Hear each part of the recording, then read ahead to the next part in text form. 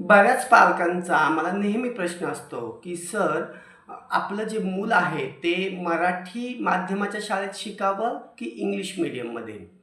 तर प्रत्येक वेळेस मला ह्या पालकांना सांगणं आहे, की मूल ज्या भाषेमध्ये कम्फर्टेबल आहे त्या भाषेमध्येच त्या मुलाला शिक्षण दिलं जावं. म्हणजे जर तुमची घरची जी मातृभाषा जर मराठी असेल आणि बऱ्याचदा त्याहूनही जास्त मला असं सांगायचं आहे, की बऱ्याचदा ग्रामीण भागामध्ये बऱ्याच पालकांना असं वाटत असतं, की आपलं मूल चांगलं शिकावं, मोठं व्हावं, ही प्रत्येक पालकाची अपेक्षा असते आणि त्याच्यात काही गैर नाही आहे. परंतु मी जेव्हा ह्या 12 वर्षापासून ग्रामीण भागामध्ये काम करतोय, तर माझ्या असं लक्षात आलं, की इथले जे पालक आहेत, तर त्यांच्या पालकांचं शिक्षण हे साधारणतः 10वी-12वी किंवा अगदी क्वचित ग्रॅज्युएशन असतं आणि ह्यांचा सगळ्यांचा प्रमुख व्यवसाय जो आहे, तो शेती असतो. मग जर तुमच्या घरामध्ये तसं त्याला असं सक्षम वातावरण नसेल, तर मग उगीचच इंग्लिशचा अट्टहास का?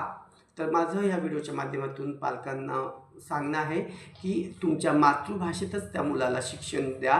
कारण आपल्या आयुष्याची जी पहिली 5 वर्ष किंवा पहिली जी वर्ष असतात, ती अतिशय महत्त्वाची असतात आणि त्यामध्ये मुलांना आकलन होणं गरजेचं आहे. बऱ्याच वेळी बऱ्याच पालकांची मुलं इंग्लिशमध्ये जाऊन त्यांना इंग्लिशमध्ये बोलतात असं वाटतं. परंतु ती मुलं इंग्लिशमध्ये बोलत नाही. ते फक्त ट्रान्सलेशन करत असतात.